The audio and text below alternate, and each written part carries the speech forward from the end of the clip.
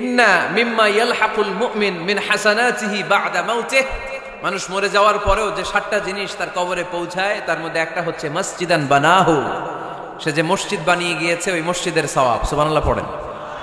আপনি টাকা দিয়ে মসজিদ বানিয়ে দিলেন, ওই মসজিদে মুসল্লিরা নামাজ পড়ে, রোজাদাররা এসে ওখানে ইফতার খায়, তাহাজ্জুদ আদায়কারীরা তাহাজ্জুদ পড়ে, তাদের সওয়াবের কমতি হবে না, কিন্তু তাদের সওয়াবের একটা পার্সেন্টেজ সওয়াব যে ব্যক্তি মসজিদ বানালো তার আমলনামায় আল্লাহ ঢুকিয়ে দেয়। এজন্য বেশি বেশি মসজিদ বানাতে রাজি আছেন তো? আল্লাহর হাবিব সাল্লাল্লাহু আলাইহি ওয়াসাল্লাম বললেন, সাবআতুন ইউযিল্লুহুমুল্লাহু ফি যিল্লি ইয়াওমা লা যিল্লা ইল্লা যিল্লু, 7 শ্রেণীর ব্যক্তিকে আল্লাহ তাআলা কিয়ামতের দিন আরশের নিচে ছায়া দিবে, যেদিন আল্লাহর আরশের ছায়া ছাড়া কোনো ছায়া পৃথিবীতে থাকবে না। সেই দিনটা কি এই দিনের মতো? কিয়ামতের দিনটা আজকের এই দিনের মতো হবে? 50,000 বছর হবে। এটা লেন্থ, এটা ডিউরেশন। কাআন সাফসাফা লা তারা ফিহা ইওয়াজা ওয়ালা আমতা, লেভেল প্লেইং ফিল্ড, তামার জমিন। একটু কল্পনা করেন তো ওই দিনটা কত ভয়ঙ্কর।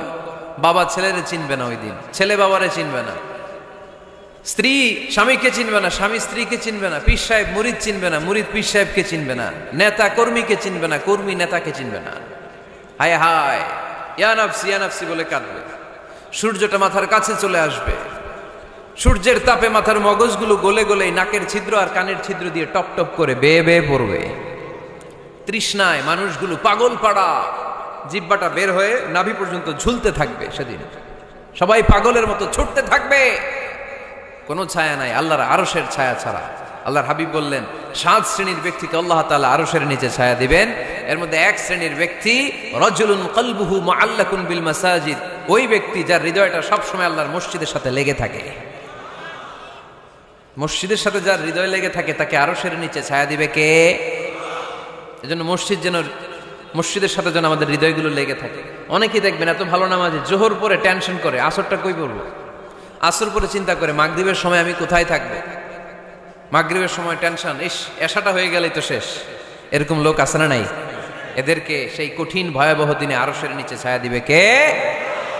তারপরে মসজিদ, আমাদের 4 নাম্বার পদ্ধতি মসজিদকে পরিচ্ছন্ন রাখা, মসজিদকে ঝাড়ু দেয়া।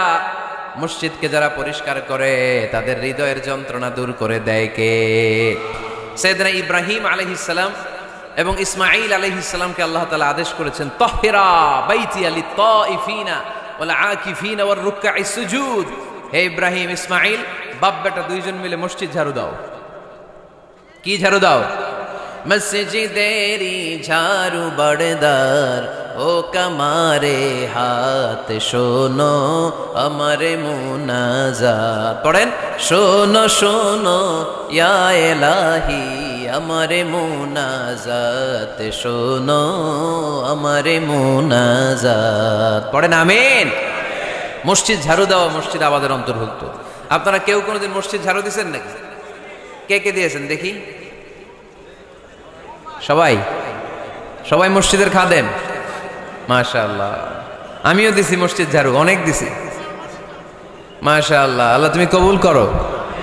যাদের হৃদয়ে বড় জ্বালা, ফ্যামিলিতে সুখ নাই, শান্তি নাই, তারা হৃদয়ে প্রশান্তি আনতে চাইলে এতিমখানায় যাবেন, এতিমের মাথায় হাত বুলিয়ে দিবেন, এতিমের মুখে খাবার তুলে দিবেন। আপনার হৃদয়টারে নরম করে দিবে কে? আল্লাহর ঘর মসজিদে যাবেন, নিজ হাতে মসজিদটারে একটু পরিষ্কার করে দিবেন, আপনার জীবনটারে উজালা করে দিবে কে? তাহলে এগুলো করার মাধ্যমে আমরা মসজিদের আবাদ করতে চাই। আমরা মসজিদের আবাদকারী হতে চাই কি চাই না? আল্লাহর ঘর মসজিদ আবাদ করার মতো শ্রেষ্ঠ কাজ পৃথিবীতে হতে পারে না। এই মসজিদের কিছু আদব আছে, আল্লাহ রাসূল সাল্লাল্লাহু আলাইহি ওয়াসাল্লাম বলেছেন এই আদবগুলো মেনটেন করে যেন আল্লাহর ঘর মসজিদের সাথে আমরা ব্যবহার করি। মসজিদের 1 নম্বর আদব হচ্ছে মসজিদে ওযুর সাথে প্রবেশ করা। কিসের সাথে? ওযু করে পরিচ্ছন্ন হয়ে মসজিদে প্রবেশ করা। এজন্য অপবিত্র অবস্থায়, গোসল ফরজ, এরকম অবস্থায় মসজিদে ঢোকা যাবে? কথা বলেন, ঢোকা যায়? যেই নারীদের মাসিক চলতেছে, মেনস্ট্রুয়েশনাল পিরিয়ড চলতেছে, ওই নারীদের পক্ষে মসজিদে ঢোকা জায়েজ আছে? নাই। তাহলে এটা হলো 1 নম্বর আদব। মসজিদে ঢোকার সময় কি করে ঢুকবো? ওযু করে। আওয়াজ করে বলেন, কি করে ঢুকবো? ওযু করে। 2 নম্বর আদব হচ্ছে মসজিদে যাওয়ার সময় সবচেয়ে ভালো জামাটা পরে যাব, সবচেয়ে ভালো পাঞ্জাবিটা পরে যাব। জানতো আপনারা? না সবচেয়ে সিরাটা পরে যান? হ্যাঁ, অনেকের নামাজের জন্য একটা পুরান জামা আছে, সিরা পাড়া, এদিকে হাত উঠালে দিতে দেখা যায়, আছে না নাই? সবচেয়ে সিরা পাড়াটা রাখে নামাজের জন্য, কপাল পোড়া। আর সুন্নাতে খাতনার অনুষ্ঠানে গেলে মাশাআল্লাহ লেহেঙ্গা গায়ে দেওয়া যায়, আছে না নাই? না, আপনি ইবাদতের জন্য সবচেয়ে সুন্দর জামাটা রাখবেন। এজন্য রাব্বুল আলামিন বলেন, ইয়া বানি আদম খুযু জিনাতাকুম ইনদা কুল্লি মসজিদ। ও বনি আদম, তুমি যখন আল্লাহর ঘর মসজিদে ঢুকবা, ও বনি আদম, তুমি যখন নামাজের মুসল্লায় দাঁড়াবা, তোমার সবচাইতে দামি, সবচাইতে সুন্দর জামাটা গায়ে দিয়ে তুমি নামাজে দাঁড়াও, ঠিক কি না? তাহলে এখন মসজিদে যাওয়ার সময় কি গায়ে দিয়ে যাবেন বলেন? খিতা করবেন? হ্যাঁ, মাশাআল্লাহ, হ্যাঁ, সবচেয়ে ভালো কাপড়টা আয়রন করে পারফিউম মেখে তারপরে আমরা যাব। রাজি আছেন তো? 3 নাম্বার আদাব হচ্ছে মসজিদে ঢুকার সময় বাম পা দিয়ে ঢুকতে হয়।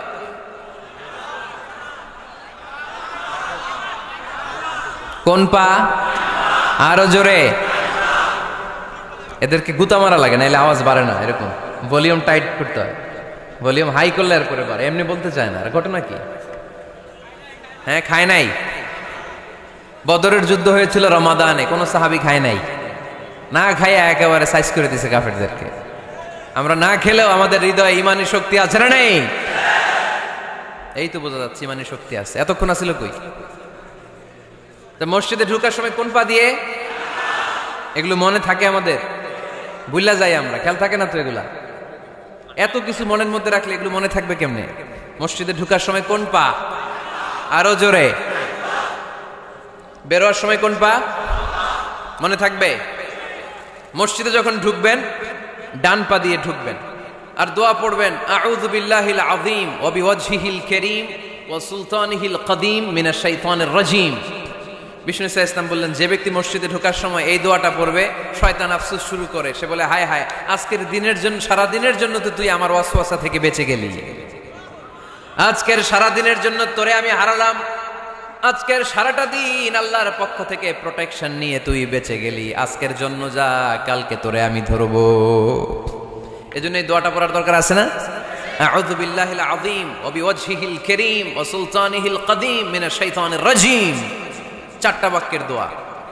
মুখস্থ করতে কষ্ট হলে যে ইউটিউবে চলে যাবে আজকেই, ওখান থেকে শুনে আপনারা মুখস্থ করে নেবেন, এই দোয়াটা পড়বেন, তাহলে ওই দিনের জন্য শয়তানের ওয়াসওয়াসা, টেম্পটেশন, প্রভোকেশন থেকে আপনি আল্লাহ তাআলার প্রোটেকশনে চলে গেলেন। সুবহানাল্লাহ পড়েন।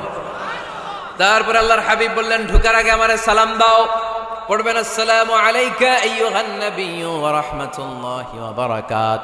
এই 2টা জিনিস যখন করে ফেললেন, তখন ডান পা দিয়ে পড়বেন, আল্লাহুম্মা আফতাহ লি আবওয়াবা রাহমাতিক। সুবহানাল্লাহ পড়েন। আল্লাহুম্মা আফতাহ লি, ও আল্লাহ আমার জন্য তুমি খুলে দাও, আবওয়াবা রাহমাতিক, তোমার রহমতের দরজা।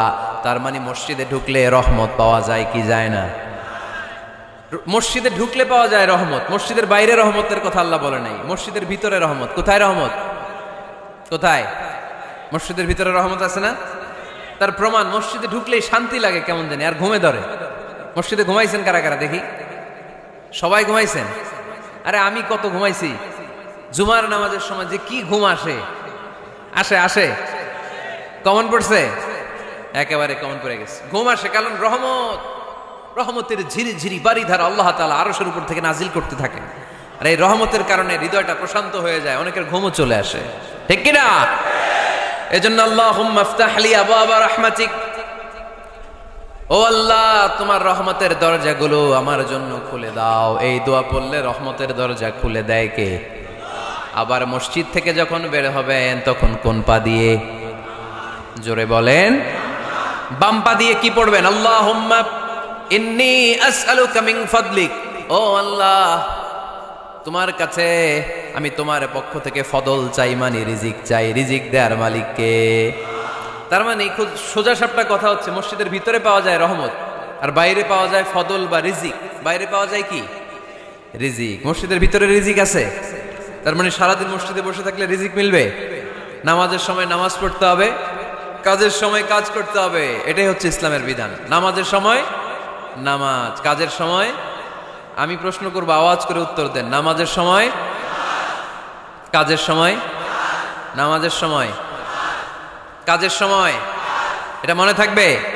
এজন্য আল্লাহ বলেন ফাইদা কুদিয়াতিস সালাতু ফান্তাশিরু ফিল আরদি ওয়াবতাগু মিন ফাদলিল্লাহ। যখন তোমাদের সালাত শেষ হয়ে যায়, আল্লাহর রিজিক অন্বেষণের জন্য আল্লাহর জমিনে তোমরা ছড়িয়ে যাও।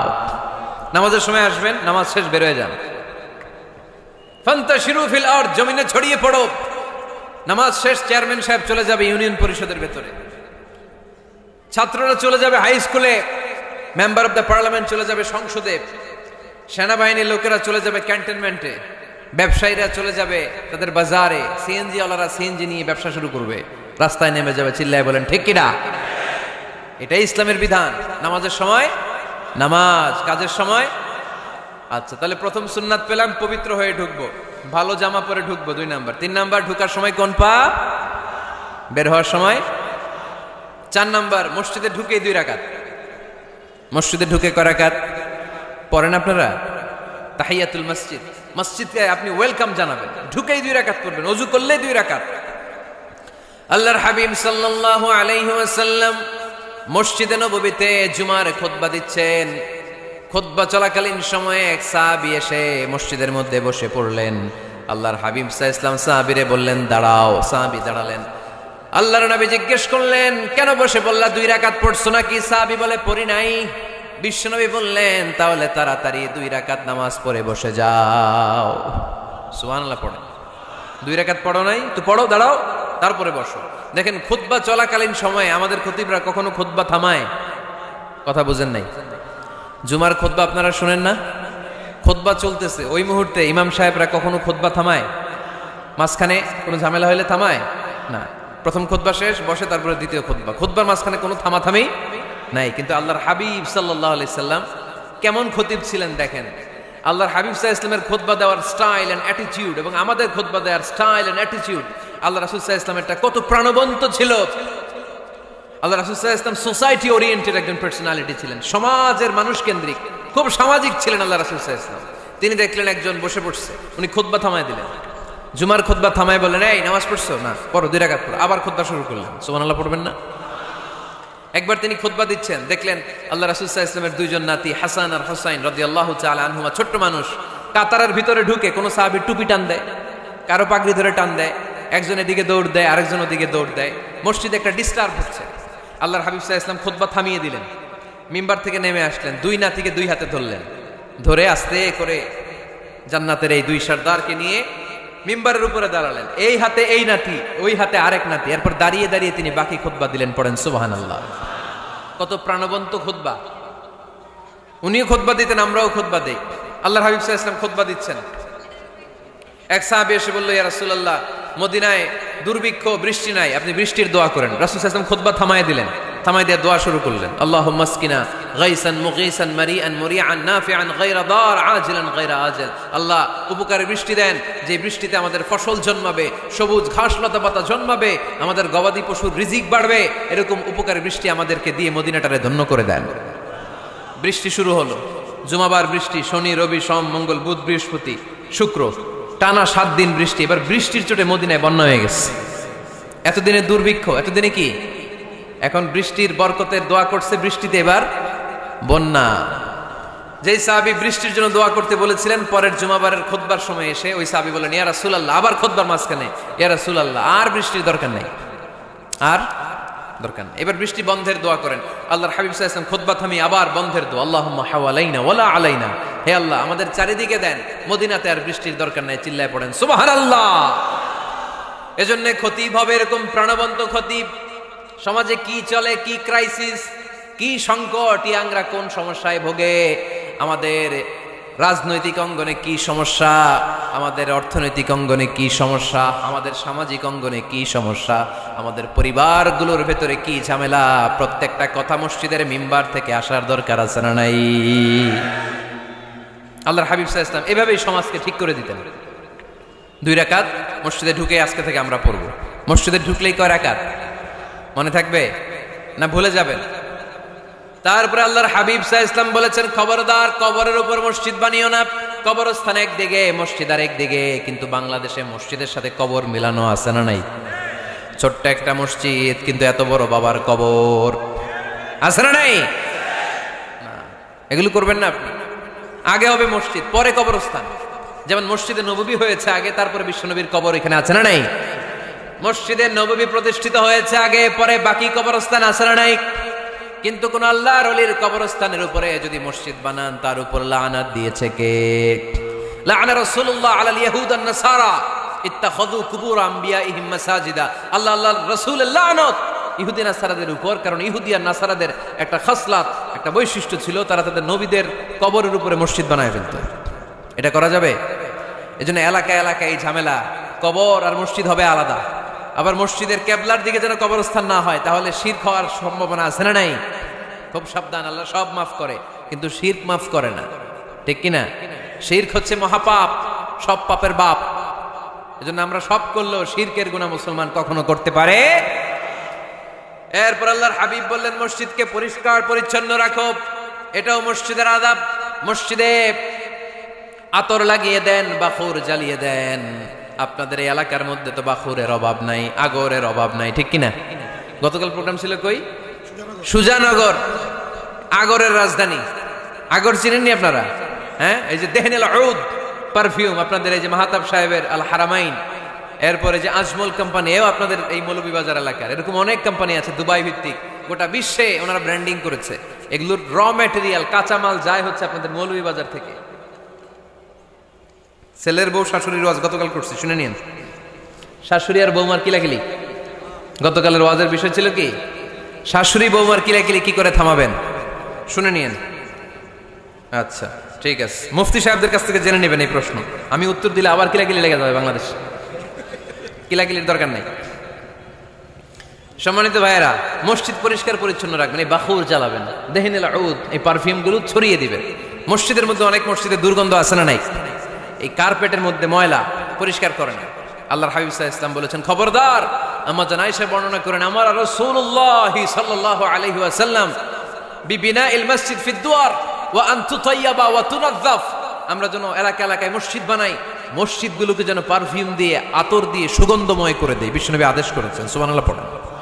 এজন্য কোনো অপরিচ্ছন্ন মসজিদ থাকতে পারবে না। মসজিদের পাশ দিয়ে গেলে আতরের ঘ্রাণে আমোদ হয়ে লোকজন যেন বুঝতে পারে এটা আল্লাহর ঘর, মসজিদ। চিল্লায় বলেন ঠিক কিনা? এরপরে আল্লাহর হাবিব সাল্লাল্লাহু আলাইহি ওয়াসাল্লাম বলেছেন, মসজিদের আরেকটা আদব হলো মসজিদকে অতিমাত্রায় ডিজাইন না করা। বেশি ডিজাইন করা যাবে না। এমন ডিজাইন করা যাবে না যে এটা মসজিদ বোঝাই যায় না। এত লাইটিং ফাইটিং করে, এটা কি মসজিদ না কমিউনিটি সেন্টার বোঝাই যায় না? আছে না নাই? আছে। এরকম যেন আমরা না করি সম্মানিত ভাইয়েরা। বিশেষ করে মসজিদের সামনের দেয়ালে। কোন দেয়ালে? সামনের দেয়ালটা, কেবলার দিকে যেই দেয়াল, এই দেয়ালটা হতে হবে ফ্রেশ, যাতে করে মানুষের দৃষ্টি আকর্ষণ না করে। প্রায় মসজিদের দেয়ালের মাঝখানে দেখবেন আপনি ক্যালেন্ডার ঝুলায় রাখে, আছে না নাই? মৌলভীবাজারের কি অবস্থা? খিতা খবর আছে?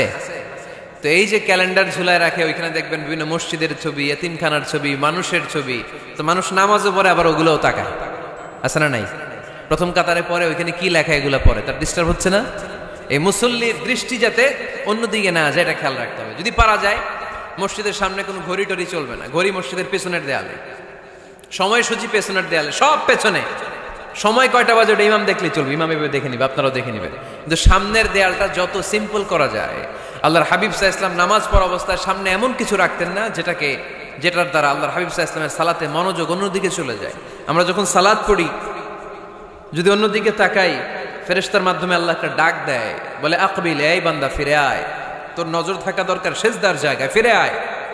আপনি আবার যখন অন্যদিকে তাকান, আল্লাহ বলে ফিরে আয়, সেজদার দিকে তাকা।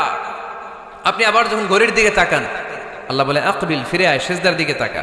আপনি যখন আবার অন্যদিকে তাকান, তখন আল্লাহ বলে লা হাজাতা লি ইলা সালাতিক, তোর এই নামাজের দরকার আমার নাই। নাউজুবিল্লাহ পড়বেন না? তোর এই নামাজের দরকার আমার নাই। অজু করে কষ্ট করে যাকে খুশি করার জন্য আপনি সালাতে দাঁড়ালেন, উনি যদি বলে এই নামাজের দরকার নাই, তা কার জন্য নামাজ পড়লেন আপনি? কথা কি বুঝতে পেরেছেন? এই জন্য এলাকার গণ্যমান্য ব্যক্তিবর্গ আছে, আমাদের চেয়ারম্যান সাহেব আছে, আরো অন্যান্য বিজনেস ম্যাগনেটরা আছে, আপনারা মসজিদ যখন নির্মাণ করবেন, সামনের দেয়ালটা যত সাদামাঠা হতে পারে ততই ভালো। এমনকি জায়নামাজের মধ্যে এখন কাবা ঘরের ছবি আছে না নাই? আছে না? কি মুসলমান আমরা, নিজের কাবারে নিজে লাথি মারি নামাজের আগে। মনের অজান্তে নিজের কাবাকে নিজে লাথি মারছি, এরকম জায়নামাজ ব্যবহার করা নিষেধ। চিল্লায় বলেন ঠিক কিনা? সাদা ফ্রেশ জায়নামাজ বাজারজাত করেন, আপনাদের সিদ্ধান্তই ওনাদের ব্যবসা বয়কট হয়ে যাবে। আপনারা যদি এখন থেকে মসজিদের মিনারা আর কাবা ঘরের যে প্রতিকৃতি বা ছবি, এরকম ছবি সম্বলিত জায়নামাজ কিনা বন্ধ করে দেন, এদের মার্কেট থাকবে? কথা বলেন। কালকে থেকে আমরা জায়নামাজ কেনার সময় ফ্রেশ জায়নামাজ কিনবো। কোনো মসজিদ, কোনো মিনার, আমাদের কাবা ঘরের ছবি সম্বলিত কোনো জায়নামাজ কিনা যাবে? আওয়াজ করে বলেন, যাবে? যাবে না। এগুলো হচ্ছে মসজিদের আদাব, এগুলো রক্ষা করে মসজিদে ঢোকার দরকার আছে না নাই? তাহলে মসজিদ সবার। মসজিদ আল্লাহর হাবিব সাল্লাল্লাহু আলাইহি ওয়াসাল্লাম খ্রিস্টানদেরকে মসজিদে ঢুকতে দিয়েছেন, আর আমরা মুসলমান ভাইয়ের জন্য মসজিদে তালা ঝুলাই দেই, আছে না নাই? আল্লাহর হাবিব সাল্লাল্লাহু আলাইহি ওয়াসাল্লাম কোথাও গেলেই প্রথমে মসজিদ বানাতেন। কি বানাতেন? মসজিদ বানাতেন। মক্কা থেকে হিজরত করে মদিনায় আসলেন, কোবায় থাকলেন কয়েক সপ্তাহ। কোবা পল্লীতে তিনি মসজিদ বানালেন, মসজিদ কোবা। ওখানে প্রতি শনিবার কেউ যদি ওযু করে ওখানে যে 2 রাকাত নামাজ পড়ে, একটা কবুল উমরার সওয়াব আল্লাহ তাআলা তার আমলনামায় দিয়ে দেয়। মসজিদে কোবা বানালেন। তারপরে মদিনায় এসে মসজিদে নববী বানালেন আল্লাহর হাবিব সাল্লাল্লাহু আলাইহি ওয়াসাল্লাম, মসজিদে নববী। এটা ছিল আল্লাহ রাসূল সাল্লাল্লাহু আলাইহি ওয়াসাল্লামের বৈশিষ্ট্য। কোথাও গেলেই তিনি মসজিদ বানাতেন। মসজিদে নববী, হায় রে, এখন তো কত সুন্দর মসজিদ আমরা দেখি, আমরা যে সালাত পড়ি। আল্লাহর হাবিব সাল্লাল্লাহু আলাইহি সাল্লামের সময় মসজিদে নববী কি এরকম ছিল? কথা বলেন। ফ্লোর ছিল বালুর ফ্লোর। কিসের ফ্লোর? আমাদের মসজিদের ফ্লোর কিসের? টাইলস। আর আল্লাহ রাসূল সাল্লাল্লাহু আলাইহি ওয়াসাল্লামের মসজিদে নববীর ফ্লোর কিসের? কথা বলে না তো আওয়াজ করে উত্তর দেন না কেন? কষ্ট হচ্ছে? দুপুরে খাইছেন না সবাই? কেন খান নাই কেন? রোজা রাখছিলেন? হ্যাঁ, ফজর বাদে আইছি। আচ্ছা ঠিক আছে, ঠিক আছে। আচ্ছা আচ্ছা, সাউন্ড নাই, কথা শোনা যায় না? এইটা শুনলা কেমনে? জিজ্ঞেস করলাম কথা শোনা যায় না, কয় না। তো এটা শুনলা কি করে? মানে অল্প শোনা যায়, তাই তো? একটু পরে আমার বিদায় ঘন্টা বাজবে, আমি চলে যাব। তোমরা ডিস্টার্ব করতে করতে আমার সময় শেষ। তোমরা ডিস্টার্ব করলে তোমাদের লস। আমি আমার টাইমের 1 মিনিটে বেশি যেতে পারবো না, কারণ এখানে আসরের সালাতের আজান শুরু হয়ে যাবে, এরপরে কোনো কথা নেই। আর বক্তব্য লম্বা করা এটা বেদাত। এই বেদাতকে আমি সুন্নাতের মধ্যে আনতে চাচ্ছি। একটা সময়ে একেবারে কমায় নিয়ে আসবো। এত প্রোগ্রামও আমি করতে চাই না। আমি ঘোষণা দিয়েছি আগামী বছরে সারা বাংলাদেশে আমার প্রোগ্রাম হবে 50টা। কয়টা? 50টা। এরপরের বছর 30টা, এরপরের বছর 20টা। বিভাগীয় প্রোগ্রাম করলেই চলবে আমার। এক এক বিভাগে যে 2 দিন 3 দিন খালাস। এত দরকার নেই, এত লম্বা চূড়ার বক্তব্যের দরকার নেই। আধা ঘন্টা চুপ করে শুনেন, কয়েকটা মেসেজ ড্রপ করি, take it with you to your home, then practice and apply in the society. নিয়ে যান, আমল করেন, সমাজের কাজে লাগান। সমাজটা আলোকিত করে দিবে কে? খুতাবুকুম তাবিলা সালাওয়াতুকুম কাসীরা। আল্লাহর হাবিব সাল্লাল্লাহু আলাইহি ওয়াসাল্লাম বললেন, কিয়ামতের একটা আলামত, কিয়ামতের আগে তোমাদের বক্তব্য হয়ে যাবে লম্বা, সালাত হয়ে যাবে খাটো। সালাতের পরে তাসবিহ পড়তে চায় না লোকজন, ব্যস্ত, মহা ব্যস্ত, সুপার বিজি। কোত্থেকে আসলে এই ব্যস্ততা? আপনি রবের সাথে মুনাজাত, না যাই ইউনাজি মুনাজাত, আপনার রবের সাথে একাকী নীরবে কথা বলতে মনে চায় না আপনার? এত তাড়াহুড়ো কিসের? ধীর স্থির হন, একটু স্থির হন, একটু মনোদৈহিক প্রশান্তি অর্জনের চেষ্টা করেন। সব সময় ব্যস্ত, ধাক্কাধাক্কি, উচ্ছৃঙ্খলা, এগুলো আমাদেরকে শেষ করে দিয়েছে। এজন্য লম্বা চড়া বক্তব্য ঠিক না। বক্তব্য শুনতে আমাদের ভালো লাগে, আমল করতে ভালো লাগে না। বক্তব্যটা শেষেই সিগারেট ধরায়, আছে না নাই? মাহফিল শেষেই বিড়ি ধরায়, কয় চমৎকার ওয়াজ করছে হুজুরে। ওয়াজটা সেরকম হয়েছে, অনেক কণ্ঠ সুন্দর হুজুরের। এতদিন ইউটিউবে দেখছি, আজকে সরাসরি দেখাইছি, আছে না নাই? তো কি লাভ হয়েছে? লাভটা হয়েছে কি? এই যে মাহফিল শেষে বিড়িটা ধরাইলেন আর গেলেন, কোনো লাভ হয় নাই। এগুলো থেকে বেরিয়ে আসতে হবে। বছরের পর বছর আমাদেরকে শেখানো হয়েছে একভাবে, কেউ এই পরিবর্তনের আওয়াজ তোলে নাই। আওয়াজ আপনাকে তুলতে হবে। আওয়াজ তোলার জন্য এত মানুষ লাগে না, আপনি একাই যথেষ্ট। আপনি দাঁড়ান না সামনে, দেখবেন আপনার সামনে কেউ টিকে থাকতে পারবে না, ঠিক কিনা? কিন্তু আপনার শক্ত সিদ্ধান্ত লাগবে, পরিবর্তনের জন্য শক্ত মানসিকতা লাগবে, যে আমি পরিবর্তন করতে চাই। We have to change. যুগ জামানা পাল্টে দিতে চাই না অনেকজন। এক মানুষই আনতে পারে জাতির জাগরণ।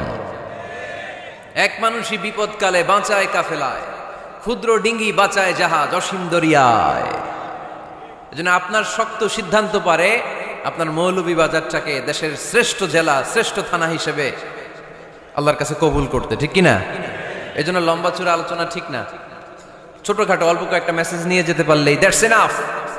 One of the minor signs before the day of judgment, your Islamic lectures will be very longer and your salah 5 times a day will be shorter. কিয়ামতের আগে বক্তব্য লম্বা, নামাজ খাটো, তাসবিহ পড়ে না, ব্যস্ত, মহাব্যস্ত। এই মহাব্যস্ততা ছাড়েন, কোরআন সুন্নাহর দিকে ফিরে আসেন। বরকত দিবে কে? বিশ্বনবীর মসজিদে নববীর ফ্লোর বালুর ফ্লোর ছিল, আমাদের ফ্লোর টাইলস। আল্লাহর হাবিব সাল্লাল্লাহু আলাইহি ওয়াসাল্লামের মসজিদে বালি নিচে, এই বালিতেই নামাজ পড়তেন। বৃষ্টি হলে কাদামাটি হয়ে যেত, কাদামাটিতেই সেজদা করতেন। সেজদা করলে কাদার মাটি আল্লাহর হাবিব সাল্লাল্লাহু আলাইহি ওয়াসাল্লামের নাকে আর কপালে লেগে যেত। তিনি সালাম ফিরিয়ে সাহাবাদের দিকে মুখ ফিরিয়ে বসলে দেখতেন প্রতিটা সাহাবীর নাকে আর কপালে কাদার মাটি মিশে আছে। তার মানে প্রিয় নবী সাল্লাল্লাহু আলাইহি ওয়াসাল্লামের মসজিদে নববী ছিল কাঁচা, কিন্তু মুসল্লি ছিল পাকা। আমাদের মসজিদগুলা হয়েছে পাকা, কিন্তু মুসল্লি কাঁচা, ঠিক কিনা? ফজরের সালাতে মানুষ নাই। ইমাম সাহেব আছেন কে কে এলাকায়? দেখি ইমাম, মসজিদের ইমাম, মাশাআল্লাহ। আপনাদের এইখানে ওই মসজিদে ফজরের নামাজে কয় কাতার হয়? 5 জন 6 জন? কেনে এত কম? কেনে? হ্যাঁ, আসে না, আসতে চায় না লোকজন। তো এই যে 5-6 জন ফজরের সালাতে, কল্পনা করতে পারেন ফজরের সালাতে এত কম লোক? ফজরের জামাতে লোক যায় না, এটা একটা মহামারী। যেদিন ফজরের জামাতের দৃশ্য আর জুমার নামাজের দৃশ্য একরকম হয়ে যাবে, ওই দিনই বাংলাদেশে ইসলাম কায়েম হয়ে যাবে। এখন স্লোগান তুলে বিপ্লব বিপ্লব, ইসলামী বিপ্লব। আর ফজরের সময় আমি কম্বলের ভিতরে, আছে না নাই? কোনো বিপ্লব হবে না। ফজরের নামাজ জামাতে পড়ুন, সকালটারে বরকতময় করে দিবে কে? আল্লাহর হাবিব সাল্লাল্লাহু আলাইহি ওয়াসাল্লামের মসজিদ ছিল সবার জন্য উন্মুক্ত, এখানে সবাই আসতে পারত। এজন্য মসজিদ হবে সবার। আমরা মসজিদের আবাদকারী হতে চাই। এজন্য রব্বুল আলামিন বলেন, ইন্নামা ইয়া'মুরু মাসাজিদাল্লাহি মান আমানা বিল্লাহি ওয়াল ইয়াউমিল আখির ওয়া কামাস সালাতা ওয়া আতাজ যাকাতা ওয়া লাম ইয়াখশা ইল্লাল্লাহ فعسى أولئك أن يكونوا من المهتدين। সুবহানাল্লাহ পড়েন। রব্বুল আলামিন বললেন মসজিদের আবাদকারী হবে তারা যারা আল্লাহর প্রতি ঈমান আনে, আখিরাতের প্রতি ঈমান আনে, যারা সালাত কায়েম করে, যারা যাকাত আদায় করে, যারা দুনিয়ার কাউকে ভয় পায় না, ভয় পায় একজনকে। চিল্লায় বলেন তিনি কে? যাদের হৃদয়ে আছে আল্লাহর ভয়, তারা কবু পথ ভুলে যায় না। আল্লাহর প্রেম ছাড়া এই দুনিয়া কারো কাছে কোনো কিছু চায় না, ঠিক কিনা? তাহলে যারা মসজিদের আবাদকারী, এরা ভয় পায় একজনকে। চিল্লায় বলেন তিনি কে? মসজিদের আবাদকারীদের প্রথম গুণ, তারা আল্লাহ বিশ্বাস করে, তারা আখিরাতে বিশ্বাস করে, তারা সালাত কায়েম করে, তারা যাকাত আদায় করে, তারা আল্লাহ ছাড়া পৃথিবীর কাউরে ভয় পায় না। আল্লাহ বলেন ফাআসা উলাইকা আইয়াকুনু মিনাল মুহতাদিন। আশা করা যায় তারাই হলো হেদায়েতের রাস্তার উপরে আছে, ঠিক কি না? তারাই মসজিদের আবাদকারী, যারা মসজিদে যায়, সালাত আদায় করে। এখন মসজিদের আবাদকারী আপনি হতে চান, আপনি মসজিদে যান না, আপনি আবাদকারী হতে পারবেন? মসজিদের অনেক সভাপতি আছে মসজিদে যায় না, আছে না নাই? মৌলভীবাজারে এই সমস্যা বোধহয় নাই। মসজিদের সেক্রেটারি মসজিদে যায় না, আছে না নাই? তাহলে হইল, এটা হইল, এটা মেনে নেওয়া যায়? এই জন্য সভাপতি সাহেবরা, আপনি কষ্ট করে মসজিদ বানিয়েছেন, মসজিদে যাবেন। এই কথা বলেন কেন? এত দিকে বিশৃঙ্খলা হইলে কেমন হবে? বসেন আর অল্প কয়েক মিনিট। সভাপতি সাহেব আপনি মসজিদে যাবেন, সেক্রেটারি সাহেব আপনি মসজিদে যাবেন, তাহলে আপনি সঠিক মসজিদের আবাদকারী হবেন, ঠিক কিনা? আমরা মসজিদের আবাদকারী হতে চাই ইনশাআল্লাহ। পড়েন উমরানুল মাসাজিদ। মসজিদের আবাদ কি করে করতে হয়? মসজিদ আবাদ করার 1 নাম্বার মাধ্যম হচ্ছে মসজিদ নির্মাণ করা। কি করা? নির্মাণ করা। খেয়াল করবেন, আল্লাহর হাবিব সাল্লাল্লাহু আলাইহি ওয়াসাল্লাম বলেছেন, মান বানা মসজিদান মিন মালিহি ফিদ দুনিয়া বানাল্লাহু লাহু বাইতান ফিল জান্নাহ। যে ব্যক্তি নিজের পকেটের টাকা খরচ করে দুনিয়াতে মসজিদ বানায়, আল্লাহ তাআলা তার জন্য জান্নাতে ঘর বানায়। 60টা জিনিস মানুষ মরে যাওয়ার পরে তার কবরে পৌঁছতে থাকে। ইন্না মিম্মা ইয়ালহাকুল মুমিন মিন হাসানাতিহি বা'দা মাউতিহি মানুষ মরে যাওয়ার পরেও যে 7টা জিনিস তার কবরে পৌঁছায় তার মধ্যে একটা হচ্ছে মসজিদান বানাহু, সে যে মসজিদ বানিয়ে গিয়েছে ওই মসজিদের সওয়াব। সুবহানাল্লাহ পড়েন। আপনি টাকা দিয়ে মসজিদ বানিয়ে দিলেন, ওই মসজিদে মুসল্লিরা নামাজ পড়ে, রোজাদাররা এসে ওখানে ইফতার খায়, তাহাজ্জুদ আদায়কারীরা তাহাজ্জুদ পড়ে, তাদের সওয়াবের কমতি হবে না, কিন্তু তাদের সওয়াবের একটা পার্সেন্টেজ সওয়াব যে ব্যক্তি মসজিদ বানালো তার আমলনামায় আল্লাহ ঢুকিয়ে দেয়। এজন্য বেশি বেশি মসজিদ বানাতে রাজি আছেন তো? তাহলে মসজিদ আবাদ করার প্রথম মাধ্যম হচ্ছে মসজিদ বানানো। 2 নম্বর মাধ্যম হচ্ছে মসজিদে যে জামাতে সালাত আদায় করা। জামাতে সালাতুল জামাআ তাফদুলু সালাতাল ফাযযি ব27 দারাজা। ঘরে নামাজ পড়লে একা একা পড়লে যেই সওয়াব, জামাতে পড়লে 27 গুণ বেশি সওয়াব। সুবহানাল্লাহ বলতে পারলেন না?